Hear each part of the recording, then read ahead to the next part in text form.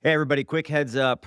We were really excited about this episode and then listened to it and realized that there were some echoes and some audio weirdness, but we liked it so much we still wanted to release it. So I am sorry. We are sorry. All of us are deeply Mistakes sorry. were made. Mistakes were made. It's the passive voice. None of us made the mistakes. Mistakes were simply made by the Lord only knows who. I'm sure it was me. But it's a good episode. It'll benefit you. So please just accept our apology, forgive us, and enjoy the episode. You're listening to the Current Reality Podcast, where we talk about staying anchored in biblical reality within the current of modern culture. I'm Michael Clary, and with me is Wade Thomas, and I am adjusting my microphone. We work for Christ the King Church in Cincinnati, Ohio, which makes this podcast possible. I said it wrong. Okay. We work for Christ the King Church in Fort Thomas, Kentucky. In the Cincinnati area. In the greater Cincinnati metro area. We need to update our little intro. I know, that's here. my fault. I didn't update the template. I mean, but technically, if you met somebody in like Iowa, you would still say, Yeah. We're basically in Cincinnati. Yeah, I would say if somebody asked me where you're from, I'd say Cincinnati. Of course, I live in Cincinnati, but it's kind of a mouthful to be like, well, it's Fort Thomas, which is across the river from Cincinnati, but still really close. You Yeah. know, it's too. But I mean, like everyone where we are they're Bengals fans and they're Reds fans and they're like, There are some Steelers fans out there. In the Cincinnati area, they're traitors. I mean, let's be honest. But we love them with the love of Christ, even though we're disappointed in them. Mhm. And you know who you are. We have several. The one that's in our church, you know who you are. Yep. And we've got our eye on you. Anyway, well, Wade, I'm pretty tired this week because we were just running like a marathon up till the very end Conference. to our conference this past weekend. And it was it exceeded my expectations. And that's not just, as puffing ourselves up or something. I'm not just saying that. It's No, like we had low expectations, and it just barely cleared them. No, I'm kidding. low expectations are never disappointing. That's right. But it was it's not a big conference, but it's gotten bigger every year. First year, was 50-ish people. Second year, last year was a little over 115, something like that, I believe. Yeah, sounds right. This year I had 225. No, at least 225 because we had with our volunteers and stuff. And so it's a small conference, but it was a small conference that's big enough to where you've got more flexibility. You can do things when there's a bigger crowd. It just made it a real special time. I mean, I had a really great time, conversations with a lot of people. I'm sure many of the pastors and ministry leaders and friends that listen to this podcast were, among the crowd. So thank you all for coming. Yep. Joel Osteen, thank you. Hat tip. He got saved. Yeah, for the first time. And Wade, you had some really. That was so much fun. That was so much fun. So if you weren't there, so the conference theme was future-proof Christianity. And so Wade did a little intro to 3 different sessions where he said, come with me into the future. And the year is, 2045 or something. And then he has this few, little jokes about the different speakers and stuff. And it was hilarious. I mean, It was like weekend update for Christians. Yeah, there you go. Yeah. Yeah. Yeah, it was Anyway, a good time, man. So we're going to do last time we did what we learned from our marriages. We it went so long with let's cut it off and then we'll just pick it up where we left off last time at part 2. So we'll kick it over to you to take us where we need to go. Yeah. And I don't know if this is a function of we've learned that much or we started that stupid when we got married. Or we just talk a lot. Or we just talk a lot. I mean, honestly, I guess a lot of it is this is the kind of thing it's easy to just stream of consciousness think out loud on because it's so close to you. It'll probably it wouldn't surprise me if on the next one, the third of the trilogy, what we've learned as fathers, that if the same thing happens and we have to bifurcate that one too. Okay, so just to recap, last time, I won't go through all the lessons we've learned. You're going to have to listen to part 1, despite its audio problems, to get those lessons. But I will recap, just in case you don't want to do that. I still want you to know approximately where Michael and I are. So in like a minute or less, I'll try to give you. I've been married for, and I'd like you to do it too Okay. when I'm done.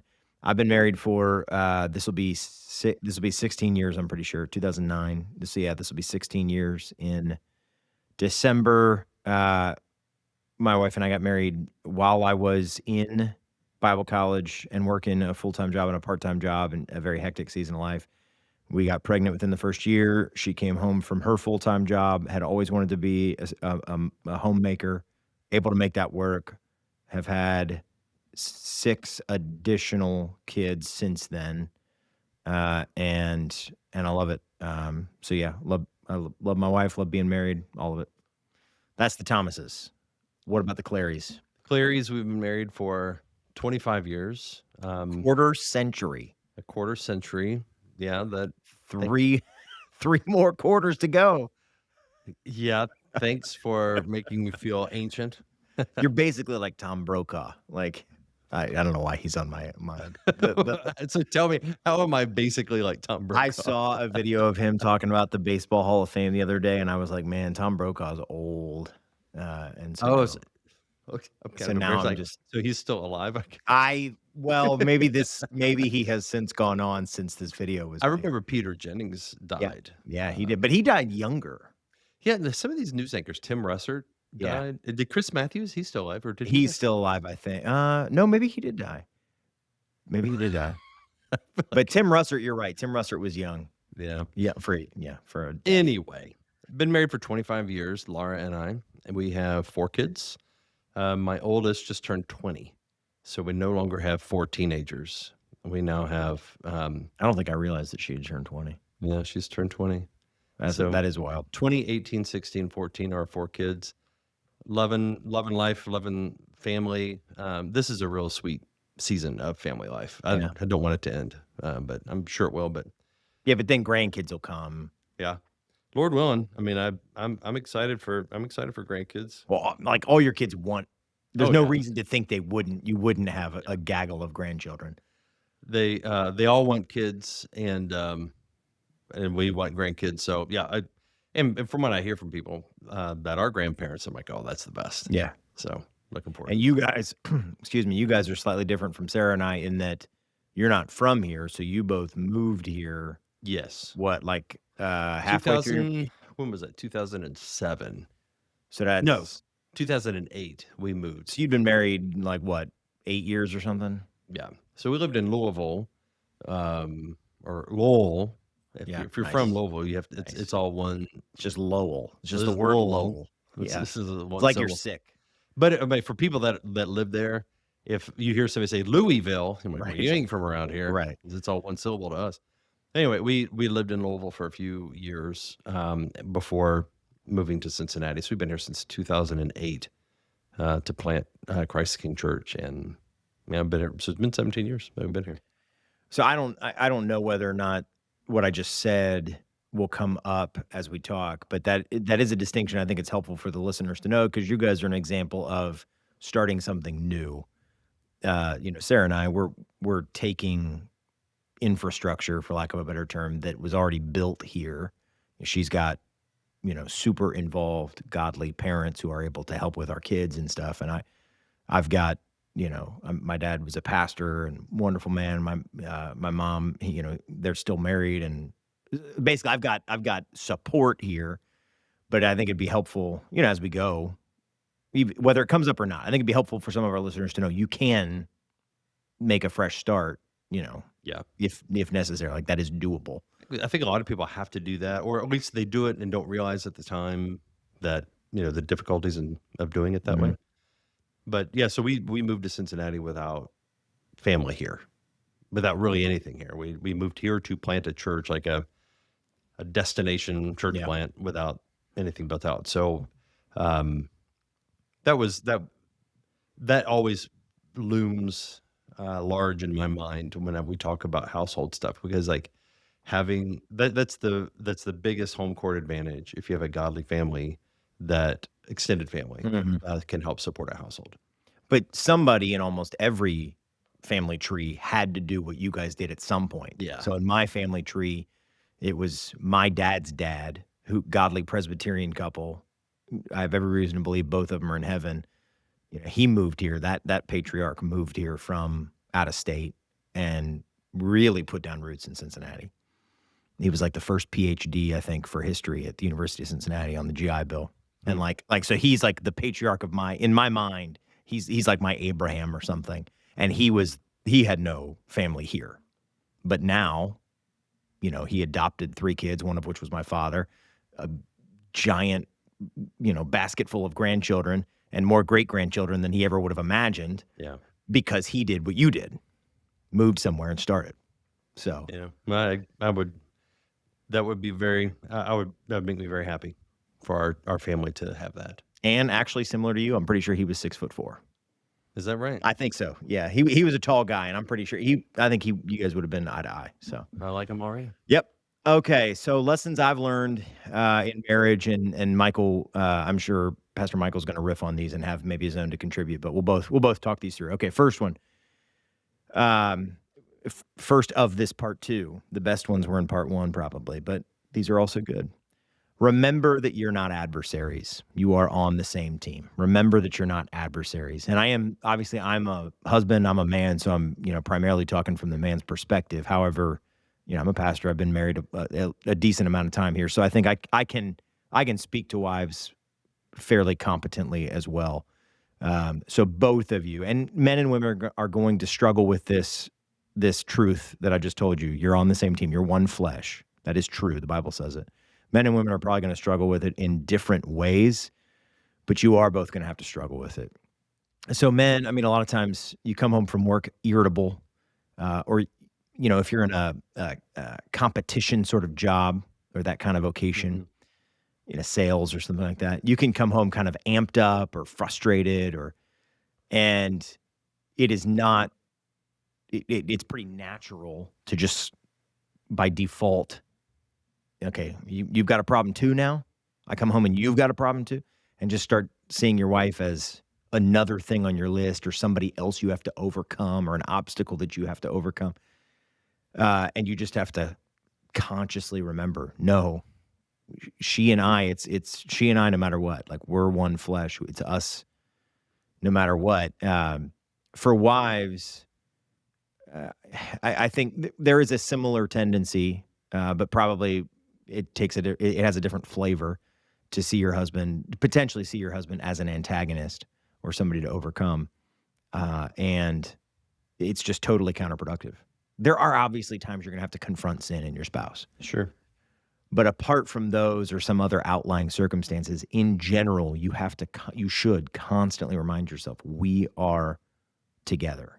And one practical tip here I'd give is, do not ever complain about your spouse to other people. Don't ever you have a best friend and you're like, man, my wife's really struggling with this. You have a best friend, my husband's really struggling with this.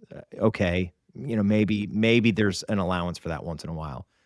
But this thing that I think we're prone to do in the 21st century of just bashing our spouse, you know, you see it in sitcoms and you see it in unbelieving couples a lot.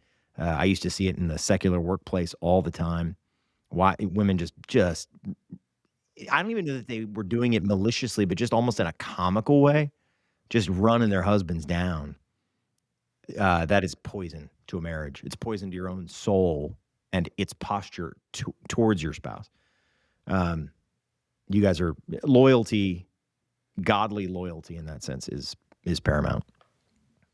So yeah, don't ever treat each other like enemies. And by the way, this even comes up when you are fighting. So you are going to fight. You're going to have conflict.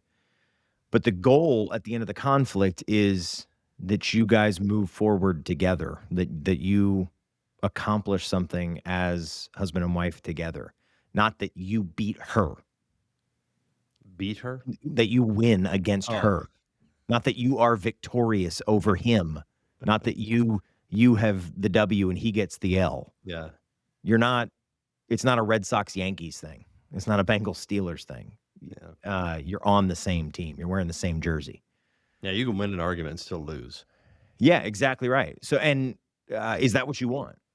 You want to be right and have the satisfaction of being right, or do you want to have a good and godly marriage. Yeah.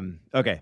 Second thing, don't assume the worst motives. Can Don't. let me wait on the adversaries thing. Yeah, yeah, Um, it reminded me of an illustration about the way men and women relate differently.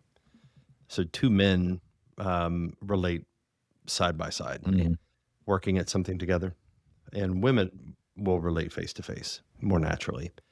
And I mean, these are obviously really uh, overgeneralizations, but I do think it is true It's self-evident. yeah. And so I think in a marriage, you've got a man and a woman relating to one another intimately. And so there's going to need to be some combination of the above. And what happens in our modern times, it's like the feminine expectations are dominant. And so what constitutes healthy um, interaction, healthy Mhm. relating is going to be if they're relating the way women relate, that's good relationship. And so it's like men have to relate like how are you feeling, how are you doing, and Mhm. that is the standard to be met. Is like how are we feeling, how are we doing, like what's going on inside, and I would say that As though is you're a lesbian couple. I mean, see, that's really pretty much. Which ironically, lesbian couples are the most toxic of all. yeah. Of like, I mean, every gay, any kind of It ain't gonna work no matter what, is but yeah. it's always weird. But when it comes to breakups and that sort of thing, um, Yeah, no, from that's what I've easy. heard, That's easy to imagine. so with in a healthy marriage, just this face to face way of relating, that mode is only one part of the equation, and I think what is missing is what would probably do the most to improve a lot of marriages, and that is to learn to operate in the other mode too. Mhm. And that is we're building something together. And so it's like we're relating, we're strategizing. And so like for Laura and I, a lot of our conversations are about our kids. Mhm. Like, what does this kid need? How do we best want to attend to this kid? How do we want to challenge them? And their strategy sessions.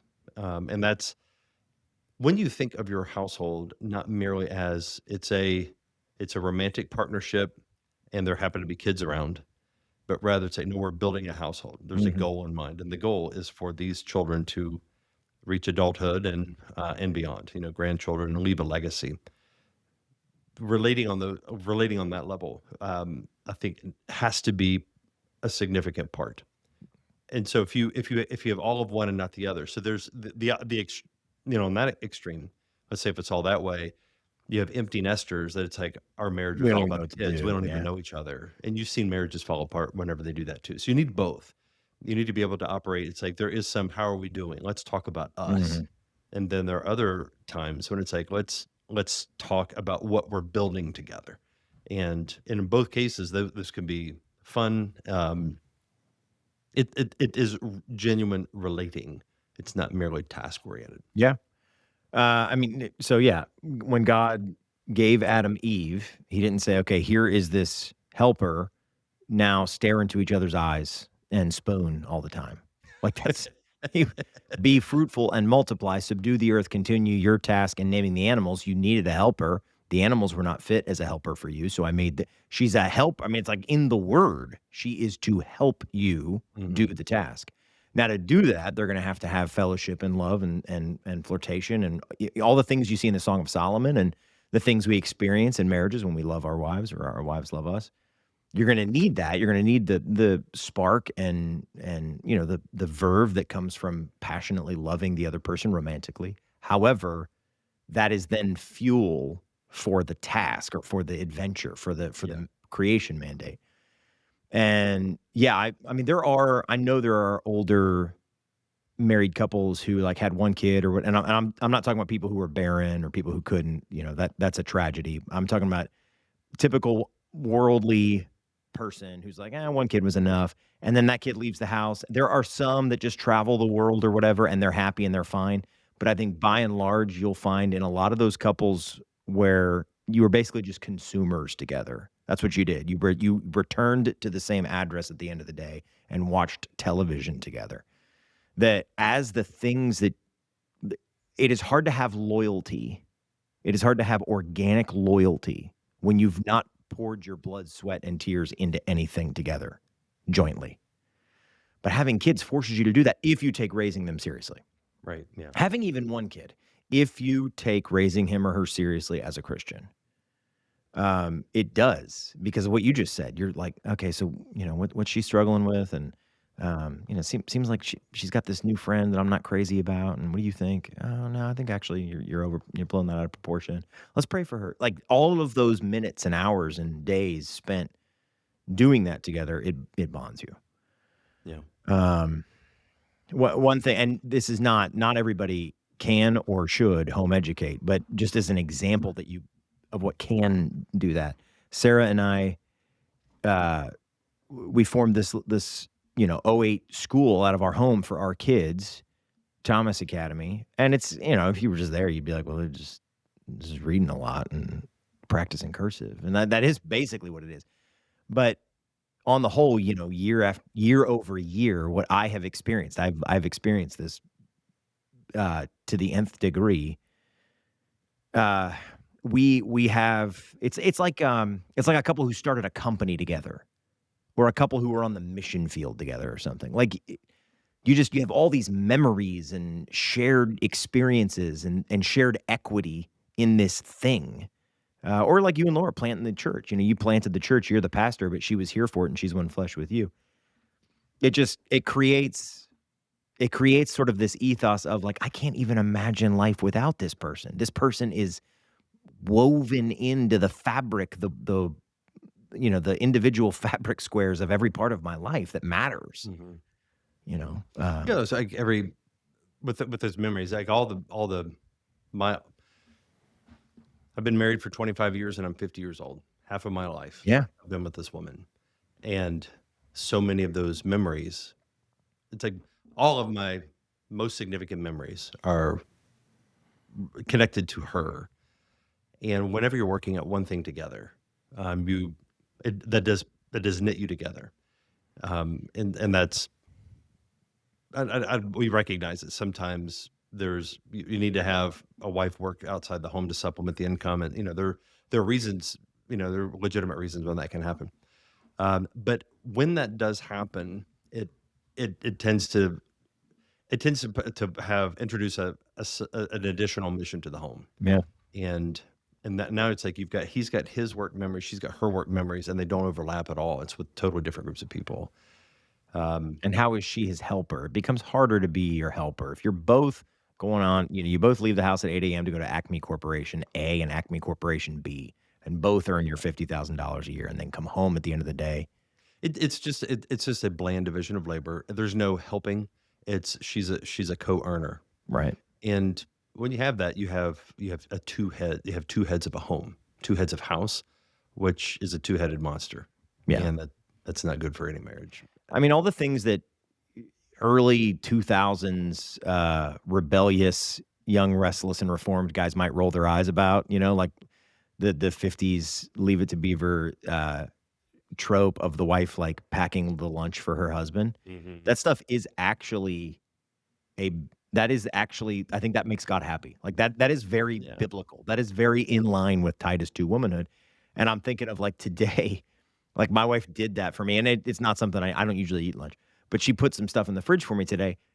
It's a little thing. It's a tiny thing. But then, okay, now I go to work to do work, and I have been helped in this way, not to mention the billions of things she's doing at home to keep our household running while I'm here. But I have been helped in my day in a very practical way by my wife. Yeah. If we're both just getting into our separate vehicles and driving off to the insurance company where we're both middle managers and then coming home at the end of the day, it becomes harder for her to be the helper, which is what she was crafted by God to be. And that leaves him without help. Yeah, exactly. Yeah. And men do need help. Men do need help. God made that very clear. You need a helper. He did not create the first man to be a eunuch or a celibate. He created the first man, the archetypal man, to need a helper crafted from his own flesh. And he created the archetypal woman to be a helper which means I think women need to help their Sure. husbands. Yeah. So both of you are being deprived when neither one is helping the other in that way. When the woman is, I should say, when the woman is not helping the man that way, you're both being deprived of something. Yeah, for sure. Okay. Second, don't assume the worst motives. Don't assume the worst motives. C.S. Lewis makes the point in Screw Tape Letters. I think Screw Tape is talking to Wormwood, and he says, "Look, you want to get your if you're unfamiliar, the shtick of Screw Tape Letters is you got an older demon writing to a younger demon, his nephew, about how to get this guy to hell, how to get him to ruin his life." And he's talking about the patient is what he calls him. He's talking about the patient's relationship to his mother, who he lives with. He's an unmarried man who just became a Christian and lives with his mom. And Screwtape says, you want to get him to assume that every time she chews in the way that bothers him or hums the song that he hates, you want to get him to assume that she knows exactly how much it bothers him and that she's doing it intentionally. Yeah. And then on the opposite side, you want to get him to assume that there is nothing he does that annoys her the same way. And then he tells him, and work with the demon who's assigned to the mom to get her to do the exact same thing. The And you mom. two, the patient's mom, who like get the demon who's assigned to his mom to assume that everything the son does that annoys her, he's doing intentionally, and that she doesn't have any. And he's like, and you will have this delightful, delightful to the point of Right. view of a demon. You'll have this delightful game that you and your demon buddy can watch and observe of both of them doing things that irritate the other and assuming it's being done intentionally, and that they themselves don't do anything intentionally to anyway. It's a playful little example of a real thing, which is that we often look at the person that we live with or the person we spend the most time with, obviously our husband and wife, our husband if you're a woman, a wife if you're a man. We often look at that person and assume what they've done that bothers us or troubles us or irritates us or scares us or angers us was done with absolute sinful motives, or was done intentionally, or was done without any thought, or was done for no good reason at all. And we would never impugn our own motives that harshly. Yeah. We always have. I came home because I was tired. Of course, I raised my voice a little bit. Do you not know what I went? This is the internal track in your own mind. You come home and you're irritable, and you roll your eyes or you speak a little harshly. But you had all the reasons in the world. Does anybody here understand what you had to go through at the office today? Or if you're the wife, yeah, okay, I know that was not the most respectful way to talk to my husband, but do you have any clue what I'm dealing with all the and you would never give that much leeway, that wide a berth to the other's actions, only to your own. Yeah. Don't do that. Yeah. I think that's a very common thing, and because we think ourselves more noble than we are. Yeah. And there can be an air of suspicion that develops in a marriage to where over time, unconfessed sin, unrepented of, unconfessed to one another, not seeking forgiveness, it accumulates. And it accumulates this like emotional reservoir of resentment that can come out in the way that you assume what you assume about their motives. And oftentimes I've seen it where it'll come out in small things out of proportion to whatever the grievance is that somebody might have. So it's like, I'm angry about things that have happened over the last month, and there's 7 or 8 things, and they just built up. And so but I haven't said anything. We haven't dealt with it. We haven't talked it out. And then something very small happens, and all the emotion that's built up comes out at that moment. And that's obviously there's going to be suspicion that can lead you to walk on eggshells, to where you're the other person. If you sense the tension in the air, there's this walking on eggshells, and you're not really able to deal with things honestly, and you have this heightened suspicion about each other's motives. And the simplest way to resolve that is to keep short accounts, to say sorry, often sincerely, to be like, I was wrong there. I'm sorry about that. I Mhm. shouldn't have spoken to you that way. And will you forgive me? Give genuine forgiveness. Ask for forgiveness sincerely. That those short accounts can prevent that suspicion from growing in a marriage. Yeah. No, that is absolutely right. The image I get in my head is like, I went to lunch with a guy today, and he asked me to bring my pipe, and I haven't smoked it in a while, and it had been in this bag that my wife got me for pipe that I had left in the rain for, like, I don't know, 6 months. I mean, it's just been getting rained on It was sitting outside. outside in the rain for 6 months. I mean, it wasn't been raining for 6 months, but yeah, it had been sitting out. It's been raining for a long time here in the Cincinnati area, and it has been sitting outside in the inclement weather, much of which has been rain for, yeah, about 6 months. So I was like, "Hey, man, just don't feel free to judge me if you want, but this pipe is gonna be in bad shape." And so I got there, and of course it was. I pulled it out, and I mean, it looked like you just taken it off the deck at the Titanic or something. But there was also the little metal thing that you used to scrape out the tobacco, Uh-uh. and I pulled it out, and it had just this crust of it looked like the hull of a ship under that's been under the water for like barnacles, but it was, Gross. oxidization or whatever, and I went ahead and used it anyways to scrape out the tobacco. I don't care. I'm You're sure disgusting. I breathed in, I'm sure, some of that lichen or whatever it was, but it was just this crust over top of this metal tool that you used to that is the imagery I get in my head when you're talking about a a, um, a series of a long time's worth of suspicion and unrepented of sin. It becomes really difficult. I would say, like, if it's been 10 years of you doing that, it would almost take, like, we need to go away for a week, and Yeah. I need to no phones, no work, and I need to, whichever party is and it's probably gonna be both in most marriages. Like, we need to clear the air here and really get back to basics, and I need to tell you, I'm sorry for grumbling against you for years. Mm. Okay, thank you. I need to tell you I'm sorry for being very short and curt with you for years. But if you're not at that point, if you're just in normal, like, "Ah, we're two sinful people" kinda mode, just get into the habit of confessing right away. One thing we started doing at home because I noticed this with my kids. I noticed it with my kids, and I noticed it in some other families, and I was like, "Ah, man, I really wanna get in front of that."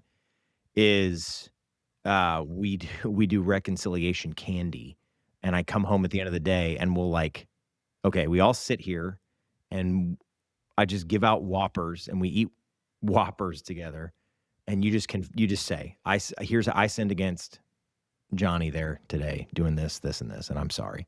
And you hug Johnny. And okay, yeah, actually, well, you did that to me, but also I kind of was getting on your nerves before even, and we just get, and then at the end of that, a lot of times I'll do, okay, now let's also get bad feelings out from under the bed is the language I'll use. Like, you got a grudge against, let's get it out. And then I'll say almost every night, I'll say, they like finish it for me at this point. Jesus did the hard part. Daddy bought candy. So, like, they know we're not forgiving each other because we're magical. It's because Jesus died on the cross. But the hope is that if you do that every day, my hope is that if you do that every day, you're giving yourself the best chance of not having that crust built Yeah. up. There's not any major thing that is left under the bed. And you're also just kind of making people comfortable Yeah. with saying, I was wrong and I'm sorry. Because, man, if you get to like 30 years old and you're not comfortable doing that, it is almost impossible. Yes. If you have a 30-year-old who has never said or almost never said, I was just wrong, no qualifications, I was wrong and I'm sorry. Mhm. It's almost like learning to be an NBA player at 30 or something. Like, it's just so hard. I think if So somebody has never been able to say it, even like to write it out, if send somebody a note, yeah, write a note, write a text, just to put the words out there that are being sent from you, could be a like doing that is good for the soul. yeah, And if you can't bring yourself to say it out loud, then send it in some other way to get the reps in. yeah, Because there's chances are in any given week, there's something you've done yeah, that 100%. is an opportunity to say, I blew it there. I am sorry. Will you forgive me for that? And and the thing is, like, people are remarkably forgiving. If there's sincerity, especially if it's a Christian, if you're sincere in that, people do have the capacity to forgive. Not everyone, obviously, but more than we think. Yeah, absolutely. And the reality is you have to leave the results to God anyways. Like he tells you to do this, confess your sins one to another. But I absolutely agree. If you're married to a Christian, if you're married to somebody the Holy Spirit dwells in, it is you would be surprised how often a genuine "I was wrong, here's how, and I'm sorry" um, can be medicine for the soul. Yeah. Um, and when you confess, first off, use God's language for your sin, which means using the Bible's words for what you did. I stole, I lied, I was bitter, I reviled you, I was disrespectful, whatever. And then also, God does not judge us according to His law and then give us a bunch of excuses, right? God doesn't say you violated the seventh commandment, but I know that there was this reason and this reason and this reason. Like we violated the law. Christ had to die on the cross because our sin was that bad. It's not like he had to die on the cross for some of us, but others, there were extenuating circumstances. So I just have to, receive this lesser punishment. He had to die on the cross because our sins were that bad. So don't qualify your confession. Don't qualify it. Don't make excuses. Apologize to somebody the way you'd want to be apologized to. Yeah. Okay. So don't assume the worst motives. You'll never go wrong. You'll never go wrong by not attributing the worst possible motive to your spouse. Okay, and then the next one goes in line with this, which is don't keep a record of wrongs. So there obviously is a sense in which wisdom and prudence will dictate you have to know the sinful tendencies of a person, right? Yeah. If your wife is prone to gossip, you both need to know that. If your husband is prone to anger, you both need to know that. And yes, those are each very common sins for the two sexes, which is why there's biblical teaching on those particular sins for the sexes. But you must not hold over your spouse's head that time she gossiped about your mother and she's confessed it and asked your forgiveness. You can't bring it up again. You can't be dangling that above her. And wife, you cannot be dangling over your husband's head or, constantly reminding him of that time that he got angry and punched a wall when he's confessed and asked your forgiveness. Now, again, if we're talking about all the normal qualifiers allow, if you got a situation where the police need to get called, call the police and let the civil magistrate do his job. But in the normal course of events, normal sins that don't send somebody to the hospital or something, you need to, when the person is confessed and forgiven, not continually use their past sin that they've asked forgiveness for as leverage. Right. Our relationships are not, we're not Darwinian. Like we don't believe everything is constantly in conflict and there's a winner and a loser. And we're Christians and we're supposed to be married for our mutual help and benefit. So, Yeah, I'm looking my King James Bible here. Because I'm trying to find the exact language about keeping a record of wrongs, because I think that's from the King James originally. And am I remembering that right? yeah. I'm looking at 1 Corinthians 13. 1 Corinthians 13, 4-5. The NIV ends verse 5 with love is not easily angered. It keeps no record of wrongs. That's verse 5? Yeah, in the NIV. Okay, so the King James says thinketh no evil. Let me see the NIV. Yeah, keeps no record of wrongs. Now the ESV translates it a little different. It says is not irritable or resentful. But I think resentment would capture that same idea. It's replaying the wrong done to one. Yeah, the reason why I'm looking that up because I wanted to see like what was the exact language, the biblical language, and the record of wrong. So there's the thing that we're saying to not do is to use the word leverage, is to leverage somebody's sins and kind of dangle it over their head, and that's basically unforgiveness. And that's different from just being aware of things. Like there to be helpful to one another, we have to know our sinful tendencies. Mhm. And that's not so I could see somebody using that verse about keeping a record of wrongs maliciously to get away with sin. Like, oh, you're keeping a record of wrongs, when really that you're using that as an escape hatch to avoid accountability. Because there are some things that people are prone to. And so the idea here is just like we have to be forgiving, and whatever instances of sin that we might mention in a disagreement or argument would need to be for that person's good and not a way to score points. Yeah. Because if you're just bringing up, it's like, well, you remember that thing you said at the beach last year, and it's just you're trying to kind of throw something up in the face. I mean, that's mean, and that doesn't really advance anything. It doesn't help anything. But if you're trying to be genuinely helpful, it could be like, hey, we can acknowledge you do have this temptation, and so I want to I want to address that. That's not keeping a record of No, wrongs. no, I no, just no, wanted not at to. all. No, You that's mentioned the good. qualifications are in place. I wanted to just tease that out a little bit, because that's something I've thought through in my own life. Just like what does it mean for me to not keep this record of wrong? That doesn't mean being just turning off your own discernment, being gullible, Yeah. and letting people sin without any sort of accountability. Um, so No, that's helpful. So yeah, it's the 2 word parts there at the end of verse 5. The first one is legidzetai, which Blue Letter Bible, to reckon, to count, to calculate, to take into account, to make an account of.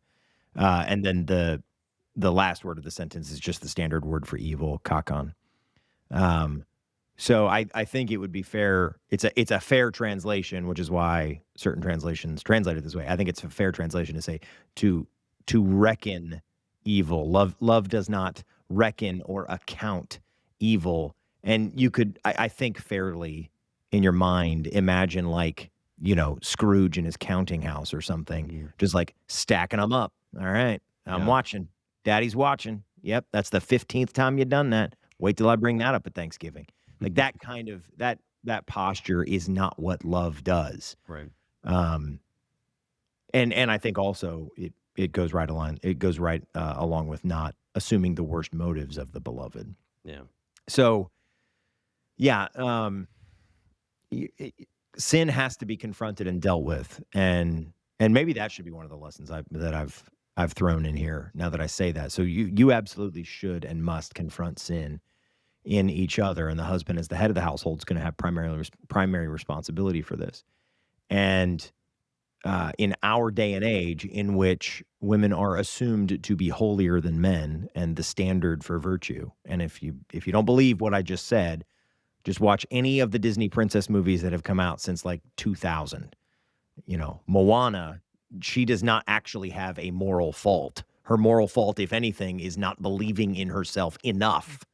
And the moral fault of her dad is not believing in his daughter enough, as he is the obstacle that must be overcome.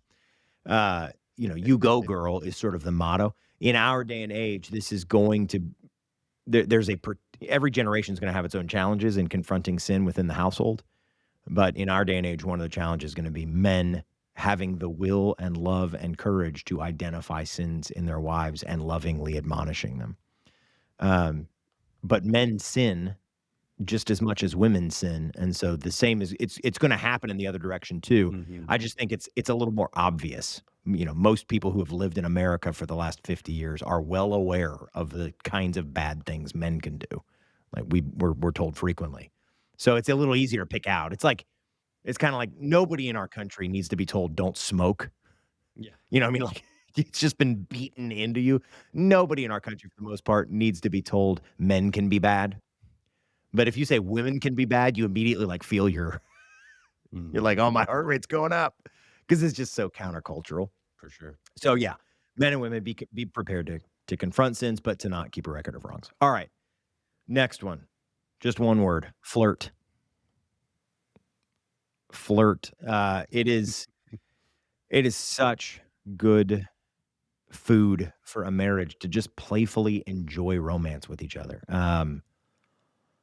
And, your kids, when they're young especially, I guess actually when they're older too, they'll probably be like, "Oh my gosh, that's," Gross, but the dad. reality is what's going on inside the kid is, "I am in a stable place. I belong to a stable family.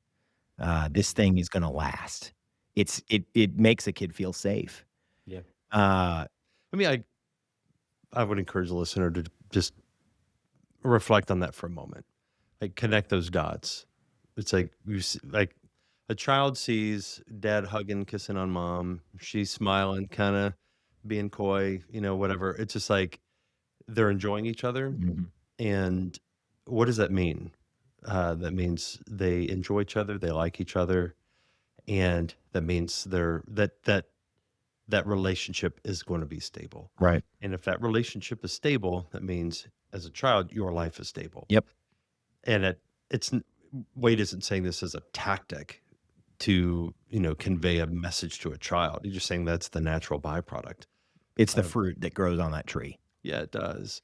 And that, I mean, I remember, growing up as a kid, I remember I have vague memories of my parents' divorce, and, you know, the specifics are a little hazy, but the emotions are, I can access Mhm. those in my memory more easily.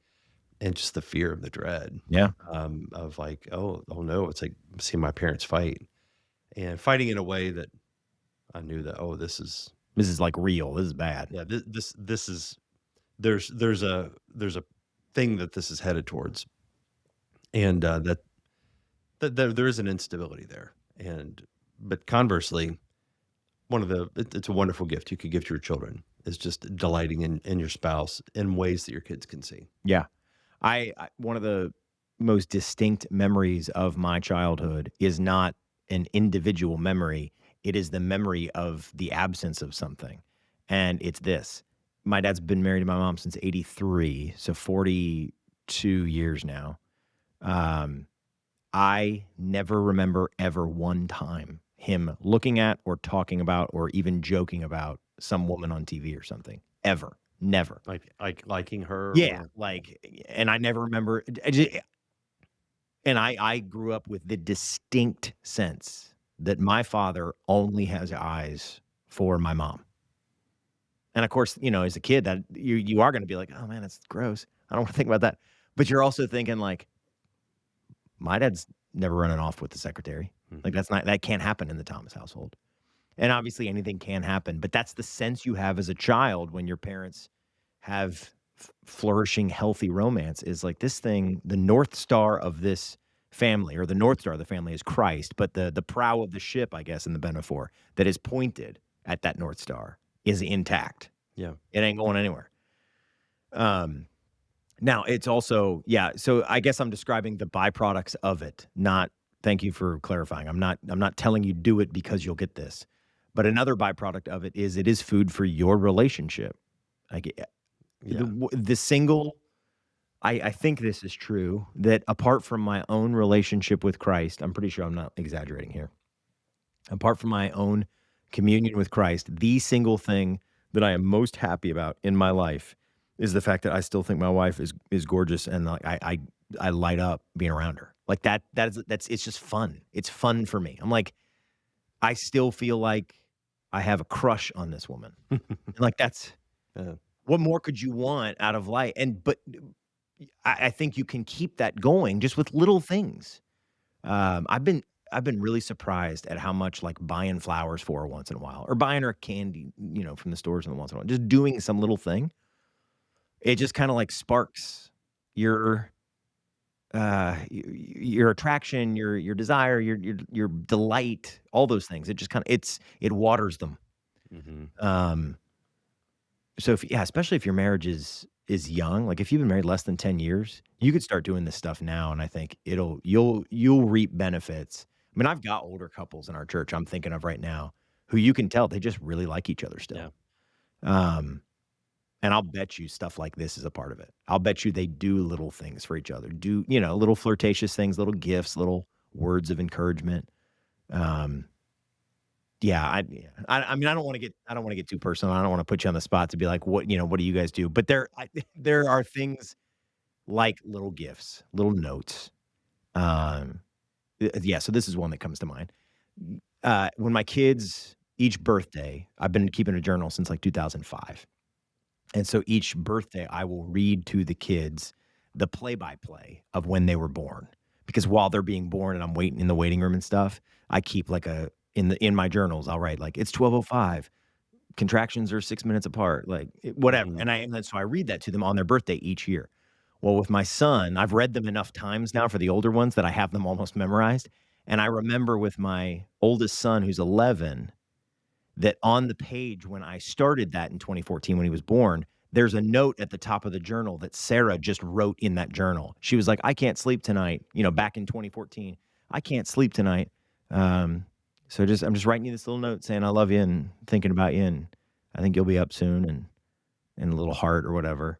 So every year when I read him his play-by-play from when he was born, that note is like the first thing that I read. Mm. And it's a little reminder of like, yeah, my wife thinks about me when she can't sleep. Mm. What did that cost her? That cost her 30 seconds of her life and a little bit of ink. But it's what fruit has it yielded? Little Yeah, things like that's great. That's a sweet story. that. Okay. All right. Last thing. When it comes to load capacity, marriage is more like a tree or a muscle than a table. Its capacity isn't fixed, it grows. So don't assume that you know how many kids you can handle at the beginning of it. Now, every family is different. So there are going to be families that can't handle as many kids as others. There's financial things, there's health things, all that is true. But my point is, don't look at who you are. You got married this year, it's 2025. And you're like, man, she's a pretty anxious person. I only make 42 grand a year. I don't see a ton of advancement at my company. Ooh, I don't know. We could have more than 3 kids. Don't That's not how it works. You're not gonna be the same people you are now in 2030. The Holy Spirit actually sanctifies you, and God actually does number your days and order your path. And so you're probably gonna be making more money, and you're probably gonna be more sanctified, and she's probably gonna be less anxious, and you're going to grow. That would be like a guy going to the gym and be like, "Well, I look at my arms, and I'm pretty sure I could never, you know, bench press more than 120 pounds, so maybe I shouldn't even go to the gym." Yeah. You're going to get stronger. Um, so yeah, I want, I've done, we both do premarital counseling and stuff, and I think there's a particular kind of personality type, particular kind of mind that can feel paralyzed with this sort of thing at the beginning. Uh, Yeah, if I can interject, yeah, this is a modern phenomenon. Like, let's see, when I'm trying to think of when the pill was it in the early yeah, I 60s? think the 60s. So so it's about 60 years old. The ability to even imagine a scenario where we had control over this. I mean, birth control before that was don't have sex. Yeah, Um, and, and very few people are going to go that route. right. So but there have been new impositions. So with the advent of the birth control pill and just modern various means of modern contraception, it is introduced a new anxiety about I have to now choose. You ever go into like some restaurants you go to, and I'm like, you can have a burger, or you can have the fish sandwich or a hot dog or whatever. It's Mhm. like you have so limited options, and there's no customization, and like there's a decision fatigue, and I think the ability to even knowing that there is a decision to be made, where it's like, are we going to have more kids or not? Um, 70 years ago, that's like saying, are we going to have sex or not? Right, right. And I just think like I'm not making any. I'm simply making a comment on just the anxiety it produces to even try to anticipate what you're saying here at the beginning. At the beginning of a relationship, beginning of a marriage, it's like, okay, me and my Sally Mae here, we're 23 years old, and we're going to have 4 kids, and we know that right now going into it. And to your point, no, you don't know that. Yeah, you don't know anything. You can't control anything. I mean, there's a degree of control that's good, that's dominion, healthy, and there's a degree of control that's bad, where you're trying to customize and tailor every little bit of your life, and that that can be done at the expense of dominion. Mhm. It is done so in a way that is harmful. And so I think, it's good to just, hey, every marriage should be open to children. That's my view. And then the how many, there's a lot of variables. And at the conference, Michael Foster made one comment. He just, and I found it helpful in that he said, however many kids you have, just be open to one more. Yeah. And he said, I was open to one more 6 times more Yeah. than the first time I thought that. Huh. And he had more kids than he thought at the beginning. And it was just like, over time, God increased his capacity. And there's no number, there's no moral, you must have X amount of kids, that to be righteous. There is no number that makes you righteous. There is an attitude that is godly and an attitude that's ungodly. And I think just ruling out things, trying to predetermine, Mhm. that's outside of that's beyond what we should try to control at that point. Yeah, I think you're exactly right. It's a feature of the pill, which, by the way, I know I've said this in multiple episodes, but it's just worth getting out here right now. Uh, I don't think either of us has a strong position on other form, like natural family planning or condoms. I feel like I can say that word. Neither of us, I don't think, has a strong position on the use of those. But the birth control pill is unknowingly an abortifacient to a lot of people in that it thins the lining of the uterus. That's a separate moral issue, I would say, than the other two. Yes, thank you for that clarification. Yeah, the birth control pill is not a lawful Right. means of contraception. The other ones, natural family planning and condoms, I think use wisdom, be open to children. I would not lay down a law on scripture from there. But I would, yeah, I agree with you that since the invention of the pill, which is obviously, and I'm using air quotes here if you're not watching, more effective in the sense that it really will make you not pregnant because it makes your womb inhospitable. Um, it has changed the way people think about children to where almost it's like I'm going to buy a car on the internet and I want this color Yeah. with these kind of rims and that's not like it's just not how anybody in human history thought, and it's absolutely not how the Bible approaches the topic. The Bible does not approach the topic as though children are, like some accessory that you can decide to get on your house or not decide to get on your house. If you're married, it's assumed you're going to have children, and that's a blessing, and you will consider it a blessing, Right. and that there might be trials in barrenness or there might be trials in a wayward son or daughter, but that in general, children are a blessing, and your marriage, there is no willful barrenness in the Bible, that is taught in the Bible.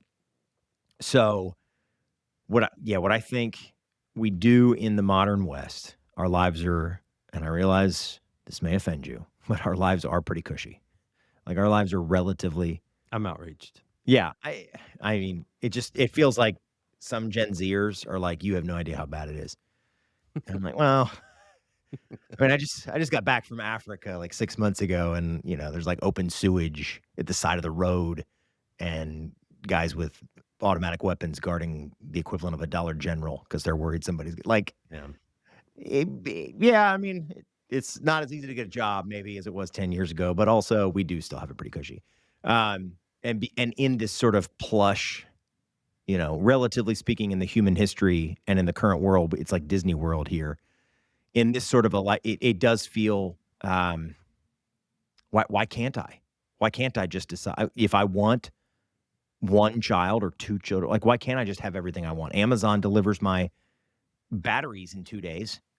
Why can't I just decide how many kids? You just kind of feel entitled to customizing your life Mhm. however you want it.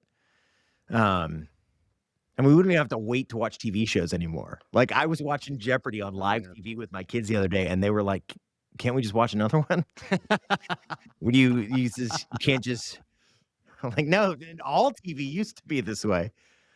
Uh, That's hilarious. anyway, so yeah, that's not a godly way to think about it. Just trust Trust the Lord will grow you. And the reality is, Michael Foster said this at the conference, but I've said this many times in the past, and I have observed this. I've observed this.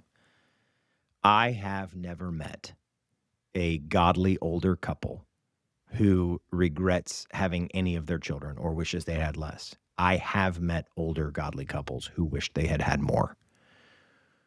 So I just had lunch with that guy today, and he was telling me about his dad, working 2 jobs and had 9 kids. And he's told me about his house before, and I'm pretty sure his house is smaller than mine, and mine is 1,400 square feet, the house he grew up in. Somehow people made it work. And so will you have to make sacrifices to have more kids than you think is possible at 24? Yeah, you'll have to make some sacrifices. But it's worth it. And also the things that you value as you get older will change. So at 26, I really valued having some free time, being able to just kind of go where I wanted. Me and Sarah being able to just take a day trip, in our first year of marriage, like all those things. Some of those things might still be important to me now, but at 39, I'm like, you know what? I really like having my kids around all the time. I like that. You start to value different things, and I think that's sanctification, and that's the natural process of growing. Yeah. Okay, let's close out with some. Can we do this? Can we think through what is something you would say to somebody who has been married 5 to 10 years or so? What's something that you would say to somebody who's been married 5 to 10 years or so that you would have liked to have known back then? And you're like, hey, learn this one at my expense. I didn't know this. File it away and use it.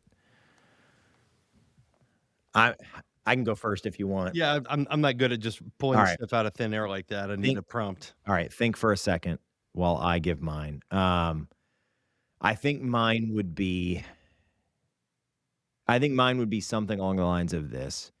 For men, since I'm a man, I'll talk to the men because I can imagine it a little easier. Maybe if I think of one for wives, I'll give one for wives too. But for men, I would say, if you're a listener to this podcast, you are probably a good man. You're probably a Christian man who reads his Bible, takes God seriously, goes to church on Sundays. Flawed, sinful, yes, but you're probably a worthwhile Christian son of God, and that kind of man can take himself too seriously. He can take things as slights or shows of disrespect that aren't or that should be overlooked. He can look for any manner of sinful motive in his own heart and then beat the snot out of himself mentally for it. Did I ask for that raise out of selfish ambition, or did I ask for that raise to feed my family? Maybe I should go back and tell them I shouldn't get that raise and they should actually pay me less money. The kind of man who listens to this podcast is probably a man who's committed to holiness. And so I would tell that guy in a holy way, lighten up a little bit. Your joy and your cheerfulness and your lightheartedness and your not taking yourself uber seriously is a gift to your family. Like, that's love for your family. Walking in the door and you don't get greeted the way you wanted to, and then just laughing it off, or going and finding the kid and hugging them instead. You were expecting them to give you a hug when you walked in. You're like, hey, you weren't there to hug me. I'm coming for you. Doing it that way instead of just not being so prickly or thin-skinned. That is something I wish I had learned earlier. Especially when I was tired and working multiple jobs and stuff, I could be pretty prickly, and I think it would have been better to be more lighthearted and cheerful. What would I tell wives? I think I would say, and I don't know whether this is an effect of feminism or not. I am tempted to attribute all bad things to feminism. With cause. That's usually a good way to go, but I'm not going to assume a cause on this one. I'll just say, for whatever reason, I do notice it is not the easiest thing in the world for the typical woman, especially with young kids, to flirt with her husband or to show physical affection unprompted. But you would be really, really surprised. Maybe you wouldn't be, but if you've only been married 10 years or less, my guess is you would be. My guess is you have not heard this a ton. You would be surprised how much a little bit of scratching his back or kissing him on the cheek or nuzzling him on the neck or, um, just winking at him across the room or something like that, how much that can fill his tank. Uh, I mean, I can almost not find the words to tell you how much more it will fill his tank than you think it will. Like, it is earth-shattering a lot of time. Like, a guy will go to bed smiling and like, "I'm ready to conquer the world tomorrow," from just, like, the smallest physical show of affection from a Mhm. wife he loves. And so, kinda like that note that I described, like, what does that cost you? It doesn't really cost you anything, and yet you can reap the world. You want a husband who's, like, over the moon for you, and he's Mhm. just thinking about you during the day, and he's like, "Man, I wonder if she's okay. Maybe I'll order her Jimmy John's, have it delivered to the house. Maybe I'll bring her some flowers." Like, you want a husband like that? Tell him, "Hey, whatever, like, hey, I really like the way you look in that shirt," and give him a kiss on the neck or something. Or just hug him for a minute, give him a little extra tight squeeze and things like that, man. It's so cheap, and I mean that in terms of how much it costs you. Right. But it's like buying Bitcoin early, like way back in the Yeah. day. Anything come to mind for you that you would tell somebody who's been I don't have anything to add. I mean, those are great words of counsel, and um, but yeah, the prompt is too abstract for me to sorry. just kind of just pull some nugget of wisdom out of the air. But those are great, and I endorse, sign off wholeheartedly. Yeah. So, okay, so I point here is, guys, we want you to have godly marriages. We want you to love the Lord and love each other, to be faithful. Wives, we want you to respect and honor and obey your husbands. Husbands, we want you to love and cherish and nourish your wives.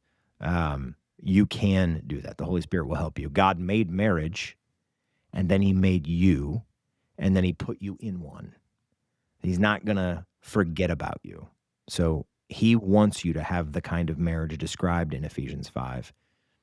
Trust him, go to him constantly for help, and know that we're rooting for you.